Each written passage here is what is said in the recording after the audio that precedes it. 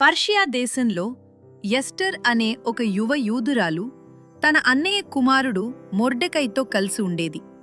మొర్డెకై ఆమెను తన కూతురులాగా ప్రేమించేవాడు.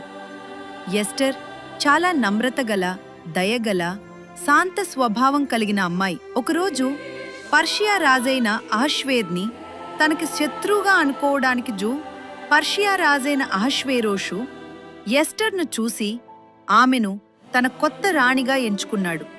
కాని అతనికి ఆమె యూదురాలు అన్న విషయం తెలియదు. రాజభవనం జీవితం ఎంతో గొప్పగా ఉండేది. కాని మొర్డెకై ఎస్టర్కు చెప్పాడు, ఇప్పటికీ నీ జాతి గురించి ఎవరికీ చెప్పకు. రాణి అయినా కూడా ఎస్టర్ చాలా కఠినమైన నియమాలు పాటించాలి.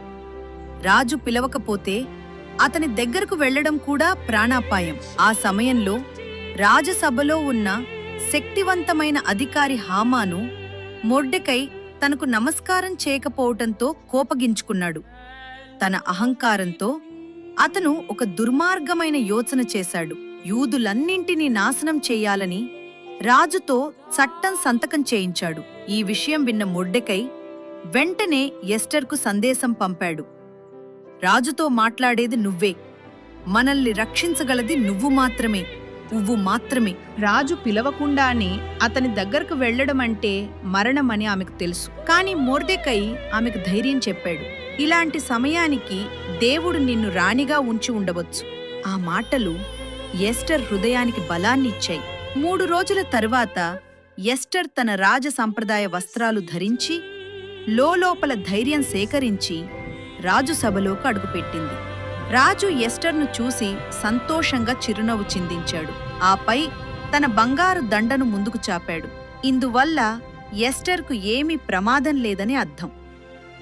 ఎస్టర్ రాజును మరియు హామానును రాజభోజనానికి ఆహ్వానించింది.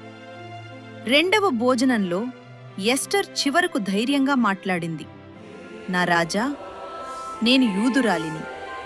ఎవరో నా ప్రజలను నాశనం చేయడానికి కుట్ర చేశారు. ఆమె హామాను చేసిన దుష్ట కార్యాలన్నింటినీ రాజుకు చెప్పింది. అన్ని విన్న రాజు అహష్వేరోషు తీవ్ర కోపంతో లేచిపోయాడు. హామాను చేసిన దుర్మార్గాన్ని తెలిసి